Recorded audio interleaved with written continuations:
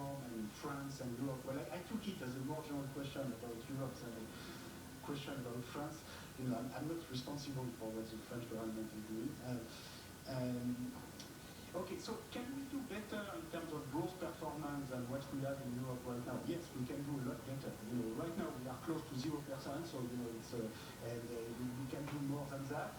I think to me the main probably the best strategy to increase growth in the long run in Europe is to invest more in education, innovation, higher education. And what makes me really sad right now in Europe is that we are putting more money into our interest payments for our public debt than what we are investing in our university system. And in some countries, the gap can be really enormous. Take a country like Italy, they are paying like 6% of GDP in interest payments every year, and the total budget of their university system is less than 1% of GDP.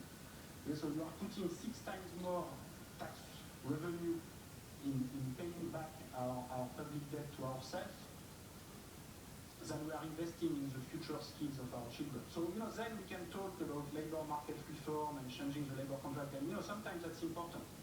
But as long if you think that we can continue for many decades, putting so much money in our interest payment without investing in the future, I think the only historical precedent that I can see for such a strategy, which I described in my book, is the example of Britain in the 19th century, where Britain came after the Napoleonic War with 2 years of GDP in public debt, 200% of GDP. So it was twice as much as what we have in Europe today. And so what did they do to reduce this public debt? Well, at that time there was no inflation, so 0% inflation was the gold standard. The growth rate was positive, but it was not 5% per year, it was 1-2% per year. So what they did is that they had budget surplus. They had 1-2-3% of GDP in budget surplus. So it's like austerity today, if you want. You try to have budget surplus in order to reimburse your public debt. Now the good news is that it did work. The bad news is that it took an entire century. So it took 100 years. During 100 years, there was 2-3% of GDP in budget surplus, and then in 1910 the public debt was back to 20-30% of GDP. Now the only problem is that during an entire century, the British taxpayer put more money into paying back interest to their own rentiers, and you can see rentiers in Jane Austen, but you can also see them in the money that the British taxpayers were putting. So they were putting more money into this interest payment than into their entire education system. The entire education system got less than 1% of GDP in the 19th century period. And many people now, I think, believe that maybe it was not the best strategy to prepare for the 20th century, and that part of the decline in the labor productivity of Britain in the 20th century came from this underinvestment in education and skills. And I'm very concerned that we do the same today in Europe, where we put less money into our university system than we put in our interest payment. So in the 20th century, there were other example of very large public debt. So in 1945, you also have 200% of GDP in public debt in countries like France or Germany. And then in 1950, we are back to almost zero, 20% of GDP. So what happened between 1945 and 1950? Well, the Germans and the French did not pay back their public debt. We got rid of them through inflation and through debt repudiation. In the post-war agreement, a big part of the German public debt was cancelled, and a big part of the French public debt was destroyed by inflation. You had 50% inflation in 46, 47, 48, 49, so there's no public debt anymore in 1950. And this was much easier to pay for reconstruction in 1950 and 1960 without the public debt in Germany and France.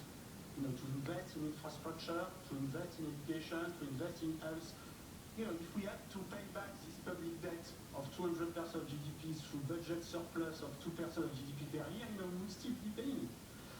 So, Germany and France are the two countries that never paid back their big public debt, like Britain in the 19th century. And now, these are the two countries explaining to Southern Europe that, they should pay back with 6% interest rate. And, I think, this makes no sense at all. We should be more aware of history. And, one big lesson of history is that if you want to reduce a public debt of 100% of GDP or 200% of GDP with zero inflation, very low growth, just by accumulating budget surplus, this takes decades and decades and decades. Now, is our public opinion ready for that? I don't think so.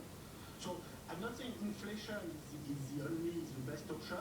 I think progressive wealth tax in a way is a civilized form of inflation because this is doing the same as inflation, except that you can protect the poor and the middle class, and you can ask more to the rich.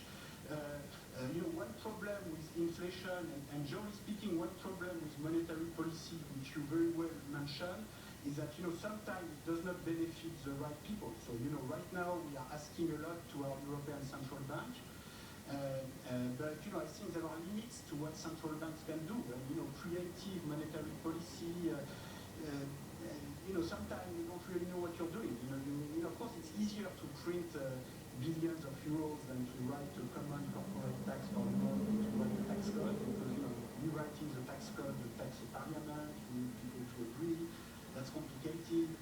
So printing billions of euros is much easier, but sometimes you don't know what you do with the money. You put it somewhere, you lend it to some banks, and then you end up, as you were saying, in some bubble on real estate, some bubble on particular financial assets, and then some people are making very large returns, but maybe these are not the right people. So I think, in Europe and in the US, we've been asking too much to creative monetary policies in recent years, and we need to ask more now to fiscal policy, and in particular to progressive taxation of wealth or other forms of taxation. Someone will have to pay for the public debt. I'm just saying that it's better if you ask a bit more to people who have millions of euros and to people who are trying to access wealth and right now only have debt and mortgage and limited ability to access